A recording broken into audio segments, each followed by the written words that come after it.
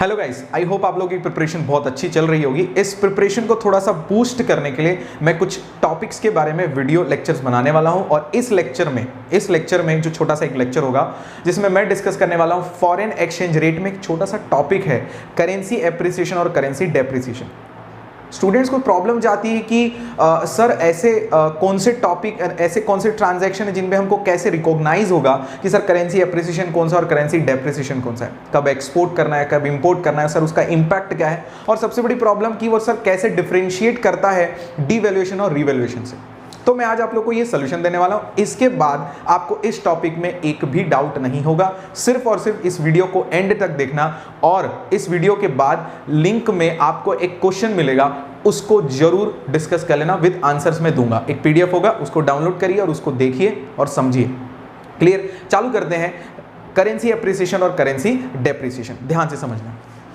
देखो, सबसे पहले टॉपिक है करेंसी डेप्रिसिएशन और करेंसी एप्रिसिएशन। उससे पहले एक मैं छोटा सा कंसेप्ट समझा रहा हूं, ध्यान से समझना। जब किसी भी प्रोडक्ट की डिमांड सप्लाई से ज्यादा होती है तो उसका प्राइस इंक्रीज होता है। ये किसकी बात हो रही है? सर मार्केट की। मार्केट में जब किसी भी प्रोडक्ट की डिमांड बढ़ती है क्योंकि उसका यूज बढ़ रहा होगा और उसकी डिमांड बढ़ रही है, जिसकी वजह से demand is greater than supply, और एक्सेस डिमांड की सिचुएशन में उसके प्राइस बढ़ते हैं। और इसका जस्ट उल्टा, अगर डिमांड कम हो जाए और सप्लाई ज्यादा हो जाए तो भैया बेचने वाले ज्यादा हैं, खरीदने वाले कम हैं, तो प्राइस गिरेगा। ये बात ध्यान रखना। अब ध्यान से समझो। इस कंसेप्ट को मैं आपको समझाता हूं अपने डॉलर के टाइम्स के। इंटरनेशनल मार्केट में क्या हो रहा है? डॉलर की डिमांड बढ़ रही है। अगर डॉलर की डिमांड बढ़ेगी तो ऑब्वियस सी बात है उसका प्राइस भी बढ़ने लगेगा। मतलब जिन लोगों को खरीदना है, जिनको डॉलर परचेस करना है, उन लोगों को थोड़ा सा महंगे में मिलना स्टार्ट होगा। रीजन क्या है? क्योंकि इंटरनेशनल मार्केट में डॉलर की डिमांड बढ़ रही है। सर इंटरनेशनल मार्केट में डॉलर की डिमांड क्यों बढ़ रही है? क्योंकि यूएस मोस्ट फेवर्ड नेशन और मोस्ट पावरफुल नेशन है। तो कहीं ना कहीं हर कंट्री को यूएस को पेमेंट करना होता है। हर कंट्री ने कहीं ना कहीं वर्ल्ड बैंक या यूएस से लोन लेके रखा है, तो उसको लोन रीपे करना होता है। और लोन रीपे आप अपनी करेंसी में तो करोगे नहीं, उनकी करेंसी में करोगे, दैट इज डॉलर। तो कुल मिलाकर बहुत सारे ऐसे ट्रांजैक्शन हो रहे हैं जिनका कंक्लूजन ये निकल रहा है कि डॉलर की डिमांड मार्केट में बढ़ रही है। अब ध्यान से समझना। अगर मैं बात करूं इंडियंस के बारे में, तो इंडिया के लिए अब डॉलर कॉस्टली हो रहा है। क्यों कॉस्टली हो रहा है? भैया देखो ना, डॉलर की डिमांड इंटरनेशनल मार्केट में बढ़ रही है, तो इंडिया के लिए अब डॉलर परचेस करना 65 से अब वो हो चुका है 70। तो हमारे लिए अब डॉलर परचेस करना या यूएस के साथ ट्रांजैक्शन करना क्या हो रहा है? कॉस्टली हो रहा है। अब ध्यान से समझो। इसका यह मतलब हो रहा है कहीं ना कहीं डॉलर, दैट इज यूएस की जो रेपो है या इज्जत है, बढ़ रही है क्योंकि उन लोग महंगे हो रहे हैं, और कहीं ना कहीं उनके लिए हम लोग सस्ते हो रहे हैं। कैसे सर? ये कैसे पता चला? ध्यान से समझना, हम क्यों सस्ते हो रहे हैं। देखो, पहले चिंटू $1 मुझे देता था, यहां से 65 रुपीज का सामान यूएस ले जाता था। लेकिन अब चिंटू मुझे देगा $1, लेकिन यहां से ले जाएगा 70 रुपए का सामान यूएस। मतलब दे वो उतना ही रहा है, ले जा ज्यादा रहा है। मतलब हमारी जो हमारी वैल्यू थी वो डिक्रीज हो गई। इसीलिए इस कंसेप्ट को बोलते हैं करेंसी डेप्रिसिएशन। यहां डेप्रिसिएशन कौन सी करेंसी हो रही है? वो हो रही है भैया इंडियन करेंसी। देखो, decrease in the value of Indian currency in terms of a foreign currency. अब मुझे ये बताओ, कहीं ना कहीं ऐसा हो रहा है ना कि अमेरिका के लिए हम लोग चीप हो गए, तो अमेरिका, दैट इज चिंटू जैसे लोग, अब हमारे यहां ज्यादा परचेस करेंगे आकर। इसका मतलब ये होगा कि अब ये होगा, दिक्कत क्या होगी कि now more Indian goods will be purchased bye Americans, that is export will be increased. Reason? For India, American goods are costlier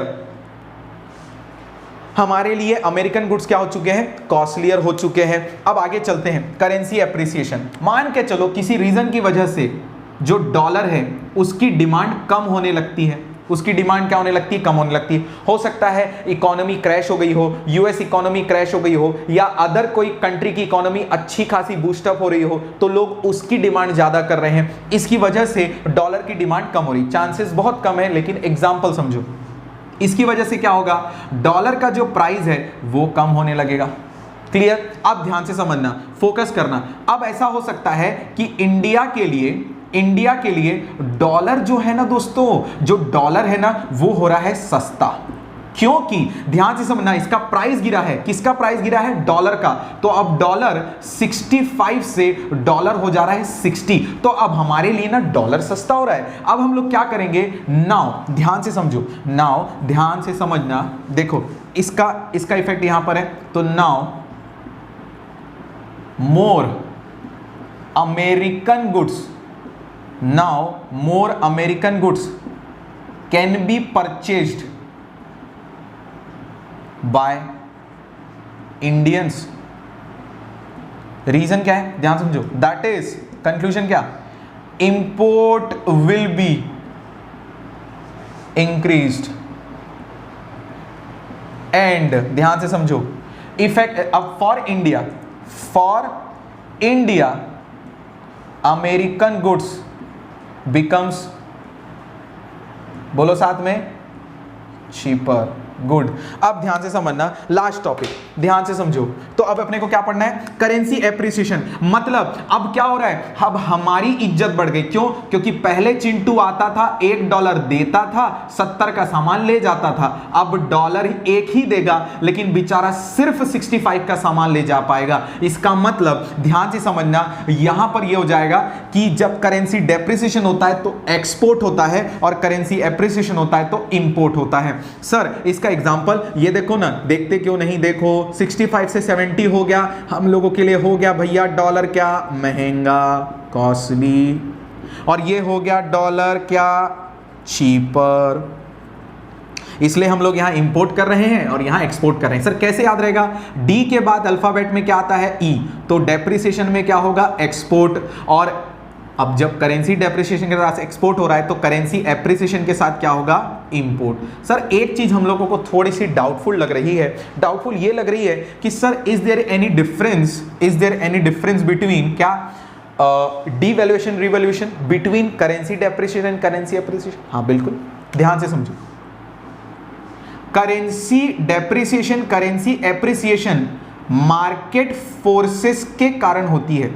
किसके कारण होता है, market forces of demand and supply, forex के। जबकि करेंसी रेवोल्यूशन, करेंसी डिवैल्यूएशन ये होता है government के इंटरफेरेंस। किसके कारण होता है, गवर्नमेंट के इंटरफेयर के वजह से।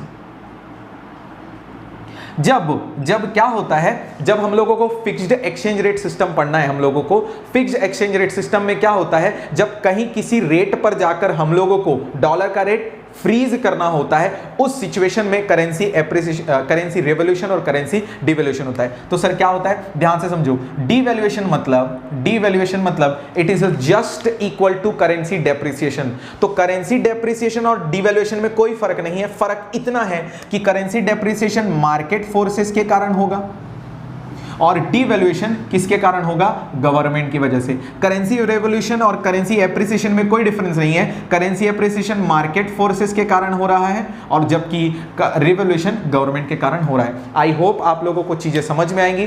क्वेश्चन नीचे डिस्क्रिप्शन बॉक्स में है, उसको डाउनलोड करिए और उसको पढ़िए और उसको सॉल्व करके देखिए। थैंक यू सो मच, मिलते हैं नेक्स्ट वीडियो में।